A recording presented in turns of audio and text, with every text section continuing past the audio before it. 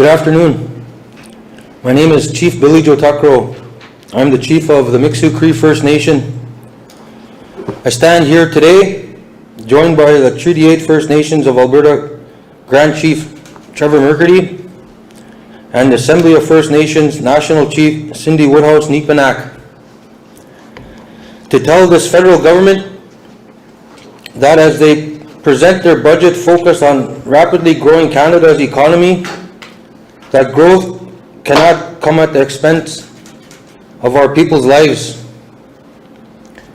My community lives on the shores of Lake Athabasca in the northeast corner of Alberta. For generations, we've depended on the lake and the rest of the Athabasca River system for drinking water and on the ecosystem that surrounds the river for food. As part of our constitutionally protected rights, we hunt, fish, and trap animals and that also rely on the river's ecological integrity.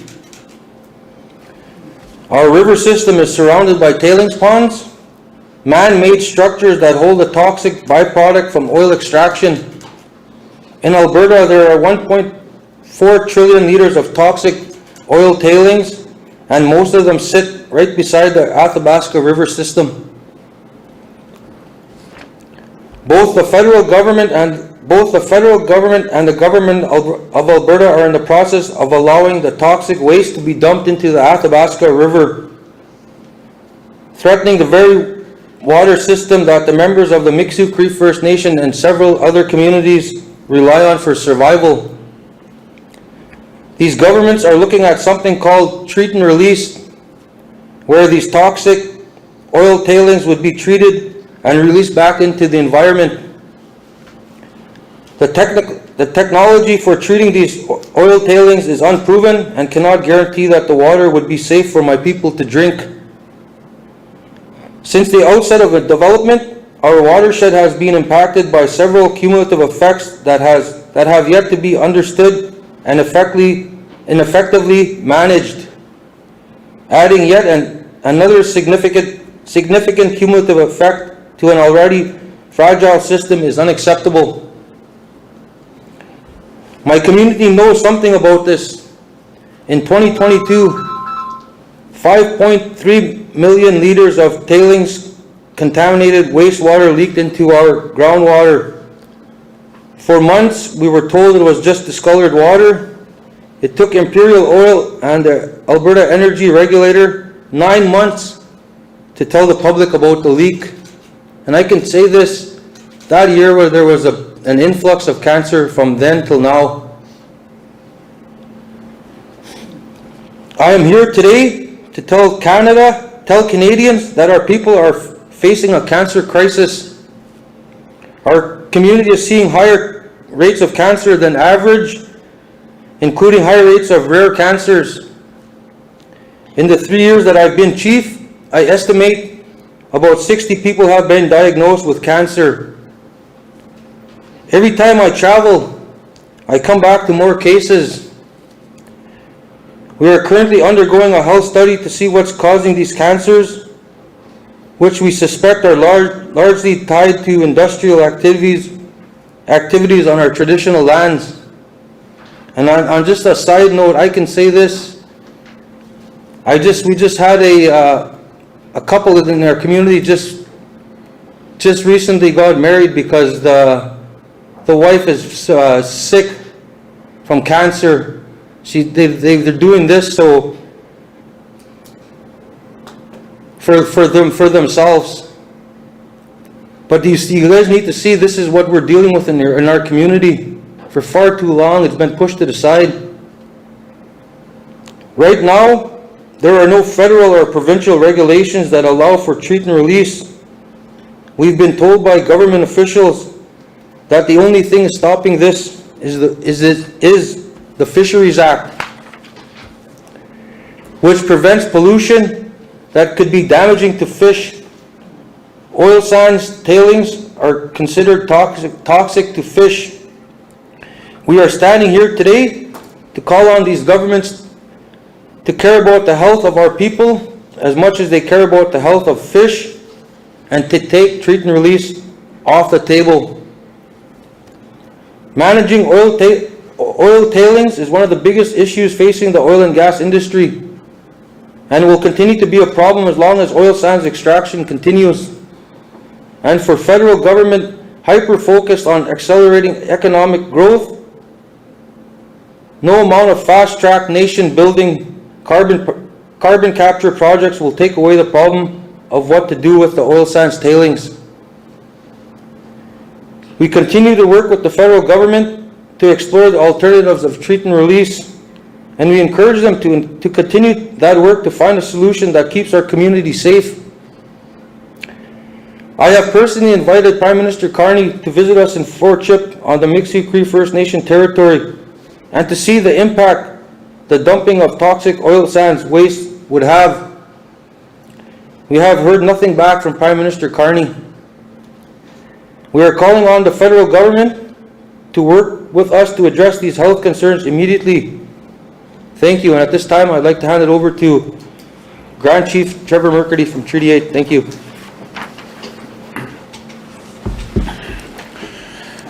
Good afternoon. My name is Trevor Mercady, Grand Chief of Treaty 8. I represent nations in the Athabasca region that have right to their lands, treaty rights that are protected, constitutionally protected. Right now, we're at a crossroads. When it comes to the health of our people, we're being ignored. Development takes precedent over our people's health. There's very concerning cancer rates in the territory of the Athabasca rivers, lakes, very concerning rare cancers that are killing our people. We've been speaking about this for many years. It's been on the table for over 40 years that these tailings have been accumulating in the Athabasca region. There's over 1.4 trillion liters of toxic tailing ponds within the region. There are solutions out there that can reduce these toxic tailing ponds. However, the cost of the solutions are outweighing the health of our people, and that's unacceptable. Right now in the province of Alberta, AER has a mandate to protect these waters. However, the AER is in the process of being dismantled and pulled apart by the provincial government. It's unacceptable. We have to work together to come up with some solutions that protect our people, protect the Athabasca region's people, protect Fort Chip and the people that are suffering today. Prime Minister Carney has a plan to develop our areas with our resources. However, that can't happen without proper solutions and proper care of our people. If he feels that he needs to get to our resources, he has to come up with a plan along with the province of Alberta to protect the health of our people. It's very important that we have the general public think about our people when they're dying from cancers that are very rare in a small community. It's unacceptable that we have to be up here today to bring this to light for each and every one of our people to be heard. It's unacceptable that we have to be here to push and push each and every day through letters, meetings, and be ignored. There are solutions out there. There has to be a better solution than dumping extremely toxic tailing ponds into a lake, a river that is diminishing in size each and every year. There's also the problem that for each barrel that's produced, 18 barrels of water needed to produce 1 barrel of oil out of the oil sands. And those 18 barrels are not paid for. There is no agreement to use that much water at all. There's no agreement. They don't pay for the water. It's always economy. It's always development over the health of our people. Now today we have to stand together and protect our people so they can live a happy, healthy lives in their territories as well. If Canada wants to promote development, they have to come to the table and come up with a solution for these issues. The province has to be at the table and come up with the solution to these issues. There's nothing fair about what's happening today. We need the general public. We need independent studies. We need our people to be at the table, and we also need independent environmental assessments done by our nations and funded. This is unacceptable, and we will be here each and every day to fight for these issues. It's not going anywhere. If anything, it's going to get worse. And once the investigative studies are done, we'll come up with solutions, we'll come up with a plan to push forward in a good way for our people. We understand that Canada is in a rough place right now and need development for a lot of this industry, and nobody up here is against any type of development or industry, but what we are against is poisoning of our lands for many generations. The Athabasca Lake is also feeds a number of other lakes as well, up in the Northwest Territories where there's commercial fishing. In Alberta, there is no commercial fishing, and we have to ask ourselves why. There's also nations on the east side of the lake in Saskatchewan that are dealing with high rates of cancer, and they're being ignored. So we're here to bring light to this situation and make sure that each and every person is aware of what's going on there, and that there is solutions on the table that have to be looked at. If it increases the cost of a barrel of oil by $2 a barrel, then it has to be looked at. There is no price for the health of our people. If they want respect for our people and come to the table, Masicho, thank you.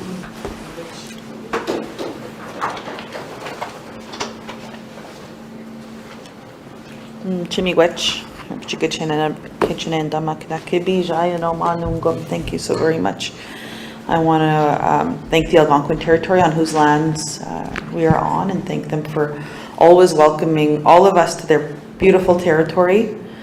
I want to start by lifting up, of course, Grand Chief Trevor McCurdy for being here today, as well as Chief Tuckrow. And I want to just say, Chief, I admire you. I admire your strength, your leadership, and your push to us all the time to protect the waters, to protect our people and the health of our people. And I think that that's so admirable. And my heart goes out to your community. I know you've been saying this over and over. Every single day that you get up, you work for your people. And my heart goes out to your community on your high rates of cancer. Every time I see you, there's unfortunately, a new member that's not well. And we have to look at ourselves and say, yeah, we want to, I know this country wants to talk about development, but what about the health of Canadians? And that includes First Nations, and that includes all of your children, especially when it comes to water. I want to say that I commend these chiefs and their territory. They are fighting every single day to protect their territory and the health of their people, and they are looking to take action to honor their ancestors. At the same time, they are fighting for each and every one of us and all Canadians and our children when they talk about protecting the planet. Just like these Alberta chiefs were to first stand up against the talk of Alberta separation, they are demonstrating true leadership here today to protect the environment and public health. Standing up to governments and polluters that are not always being good relatives to the next generation, that takes courage. And so I commend that. Listening to the chiefs here talk today about the damages to people's lives in these pristine watersheds, it's so disturbing. And each of us should be disturbed about that, what we're hearing.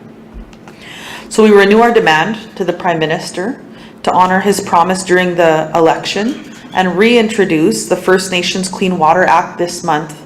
It should have been done by now, and as we know, Treaty 6, Treaty 7, Treaty 8 were a part of that. They were to be drivers in that, and so we call on the Prime Minister to get back to that table and start speaking to Treaty 8 about water. We need him to hold on to this promise, because Alberta and Ontario governments are already playing politics with water, with the health of Canadians and with First Nations. In July, they had called for the Prime Minister to stand down on his promise to, on Alberta and Ontario. In July, they called on the Prime Minister to stand down on his promise to bring in strong clean water legislation. And so shame on them for that. Shame on those provinces. Water is life, and we know that. It's not merely a resource or a commodity to be traded or consumed. It is a gift from the Creator, flowing through the veins of this land and connecting all of us as living beings. Treaty 8 chiefs know this better than anybody else. Water sustains not just our bodies, but our spirits, our traditions, our way of life, and our economy. First Nations are united in the belief that water is a fundamental human right. It was a low point watching Parliament kill the clean water bill last fall. We can't let that happen again, and we won't. The health of our communities depend on it. Listening to chiefs today, it also restates the importance of making the strategic investment to close the discriminatory infrastructure gap in this country. Clean water systems are one element of that, but closing the $360 billion infrastructure gap also means community health, emergency services, and all-season roads. It means quality housing, modern schools, high-speed internet, and access to healthcare, what the chief is talking about. During the election, the Prime Minister described the opportunity to close the First Nations infrastructure gap as nation building. More recently, he referred to it as a responsibility. The Prime Minister said the strategic investments required to close the gap will offset all of Trump's illegal tariffs. He acknowledged hundreds of thousands of jobs that would be created. We echoed these points to the Finance Minister recently about the federal budget. So instead of words, we expect the Government of Canada that will honor their obligations in tomorrow's federal budget with actual deeds. There are going to be difficult conversations with the government over the coming months. And it's disheartening yesterday and again today in the press when I saw, and many of my colleagues had saw, that the Natural Resources Minister announced plans to ram 25 critical projects through the development process, all of them on First Nations territories across this country. He suggested the government would no longer accept delays on these projects. He described every day that we don't develop as a concession of our national security, as if standing up against mega mining projects that can damage the environment and ignore constitutional rights is now a threat to Canada. Has nothing been learned here, colleagues across the country? And I know that the provinces and the feds are listening. Has nothing been learned? Well, there's a lot coming at us, but through it all, we will be there with you together, just as our elders and our ancestors had wanted. There's much to do, but by strengthening our relationships together, we are united and we can achieve anything that we want. So I want to thank Treaty 8. I want to thank Chief for being so strong and standing up for the environment, standing up for our waters, and for thinking of the next generation, for each and every one of us, for your grandchildren and our grandchildren. May they all live in abundance and with clean water, basic things like that. And so I just commend them on that. And thank you so very much. And I guess the moderator can now take questions from Treaty 8. Thank you for having me today. Jimmy Gwetch.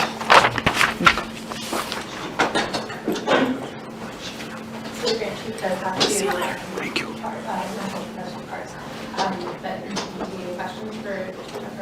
Questions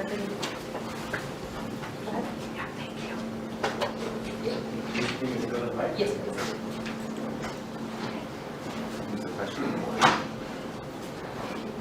Hi, Carl Meyer at the Narwhal. Thanks for taking questions.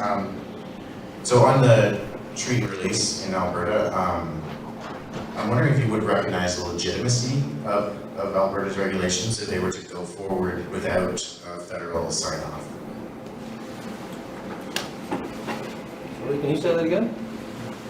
If the proposal, if the treaty release idea becomes a formal regulation in Alberta and it moves forward without the federal government agreeing with it, signing off on it, would you recognize its legitimacy?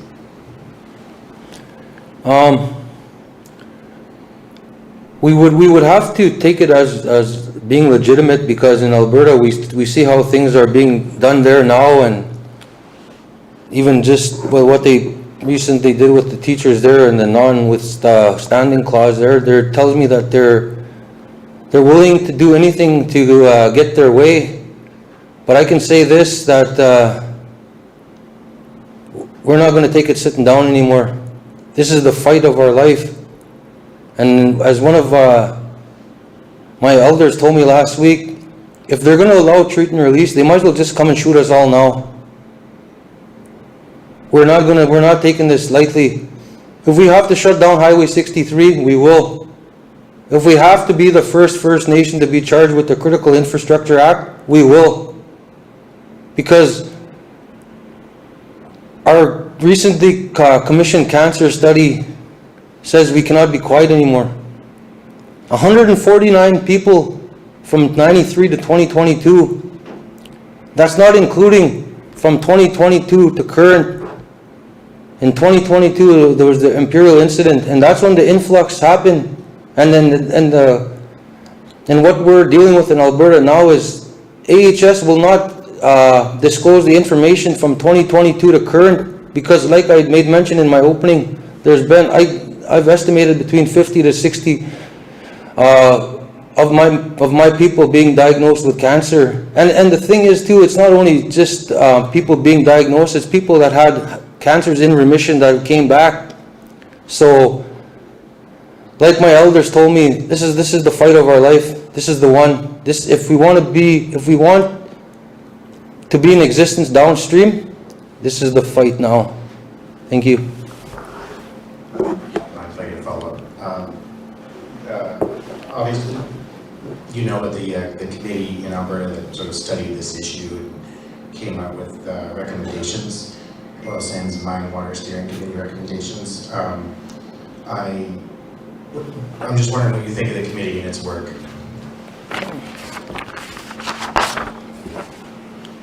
It's funny you ask. I have the alternatives here, and I'm going to say this: if the water isn't able to be treated and reused in the mines and for development, why is it good enough for us to drink?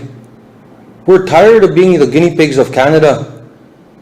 I can say this confidently, that if we were to consent to it, but first we were to build a pipeline to Ottawa for the people that make decisions for 3,000 kilometers away, you guys will not drink that water.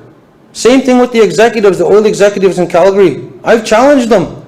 Minister Sani, I've put a bottle of water in front of her. You think she'll drink it? No, of course not. But me and my people were good enough, because you know what it is? It's racism, environmental racism. For far too long, we've been the inconvenient Indian. But enough is enough.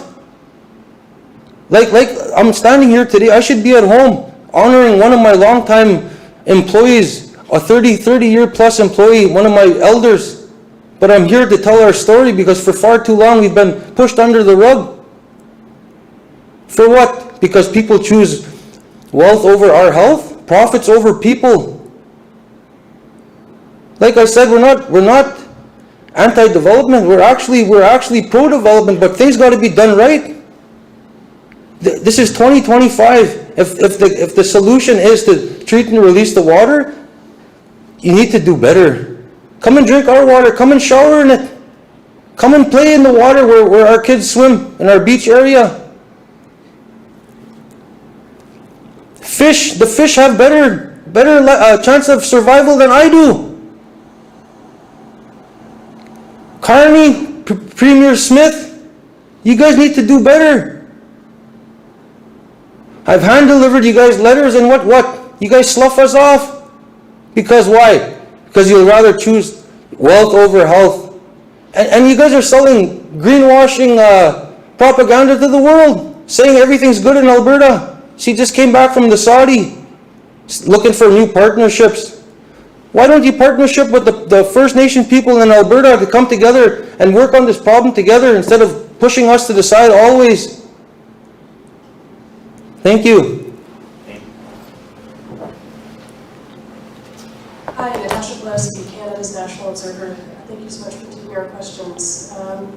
I'm wondering if you can, both either of you, tell me a little bit about what your most recent engagements with the provincial government have been on this issue, because I believe last I read there hadn't been much to speak of. We were both recently at a meeting in Slave Lake, Alberta, and I made mention to this again. They know where we stand, and it's like it's fallen on deaf ears because, like I told one of the MPs this morning,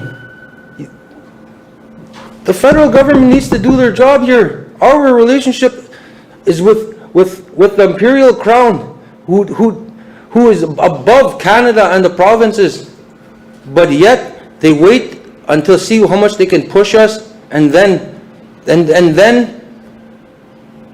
we're back here saying the same thing 3 or 4 times over, and in the meantime, more of my people are getting sick back home. And it's not only cancer, there's different ailments, lupus, lack of health resources in community. And I'm going to say this too,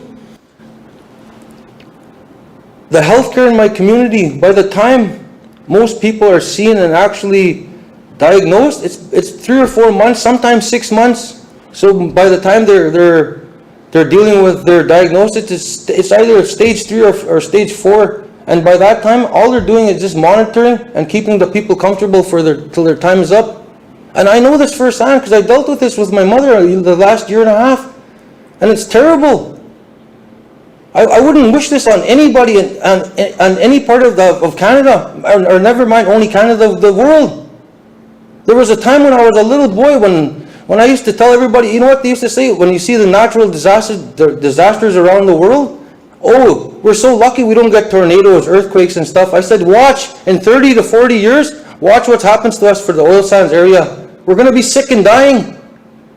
40 years later, here I am standing here to tell our story.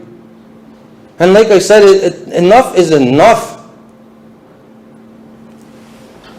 And as a follow-up, at the federal level, can you provide an update on the Crown Indigenous Working Group and what other possibilities are being talked about other than treaty release?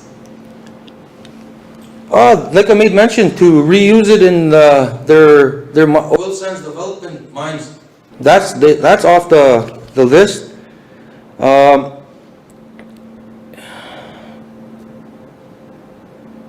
If you want, I mean, it's a full page here. We've tabled this to them, and everything comes back to treat and release. I mean, we met with ECCC last week.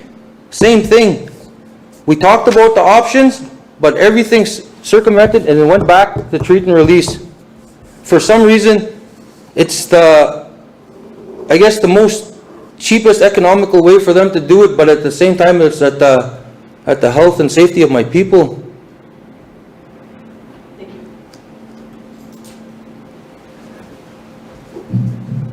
Afternoon, Fraser Newman from APTN News.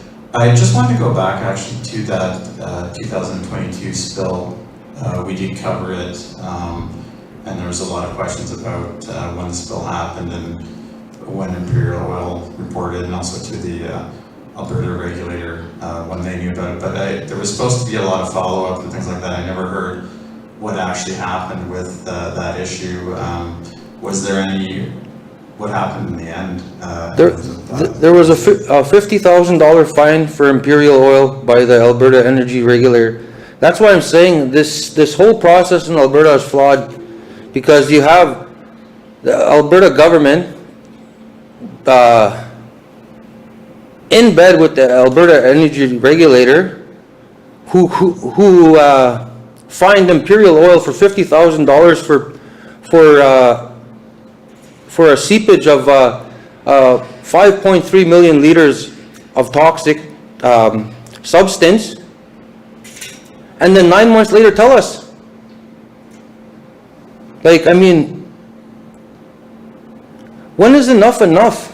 Like, why do we always have to be on the defense when it comes to our health and our safety? We're always having to prove stuff, study after study after study. I guarantee in Ottawa, if there's 1 million people here, if there was 100,000 homes in this in Ottawa, and 60,000 of them were affected by cancer, you guys would be up in arms. But for some reason, it's acceptable. It's acceptable in a First Nations community, and it's not anymore. It can't be.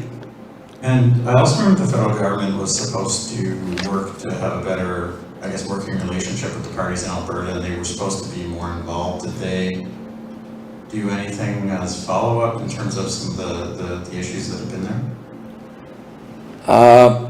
I would say no. That's the reason why we're standing here today.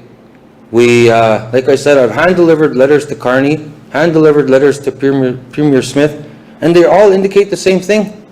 All we want is for the different water guidelines and thresholds to be brought down in our area. Because right now, what's working, what's in place now isn't working for our people. It's the bioaccumulation from the different developments in the area is what's making our people sick. And that's why I'm saying too, how could the water guidelines be the same for a community that's not adjacent to development and for a community that is adjacent to development? Because you can't compare, and that's what's exactly happening now.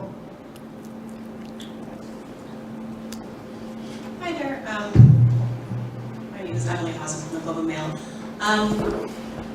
When was the last time you spoke to a federal minister, and who was it, and what did they say on this? It's funny you say that.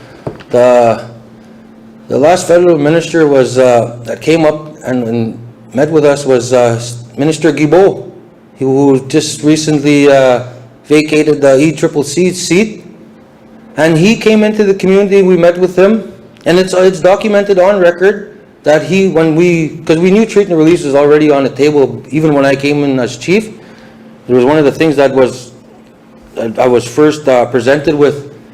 And then when we met with him, I believe it was a couple of years ago now, it would have been, he said, if you guys want treat and release to be taken off the table, it will.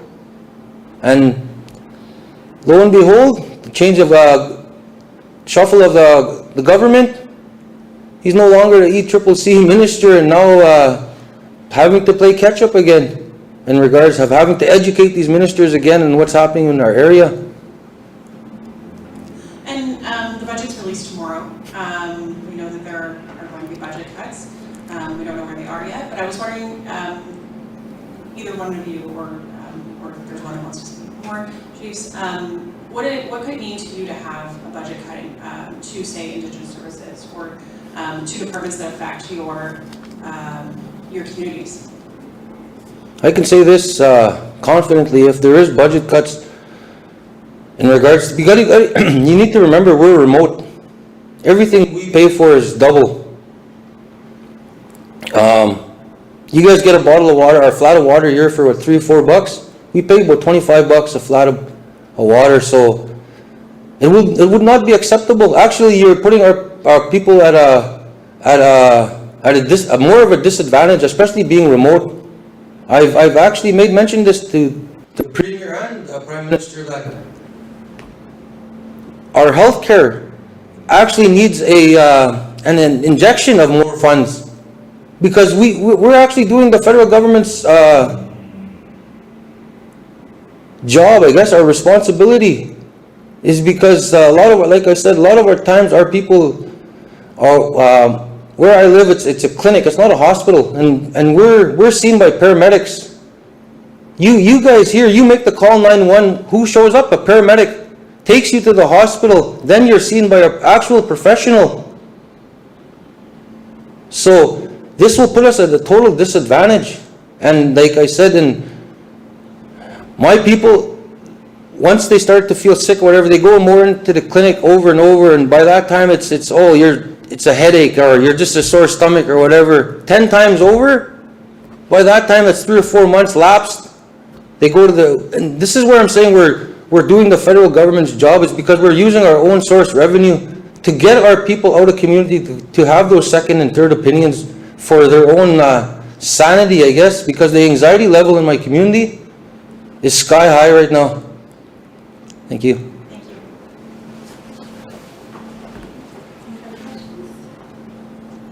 Okay, thank you all for coming. That's our earnings conference for today. Thank you all. It's good, brother.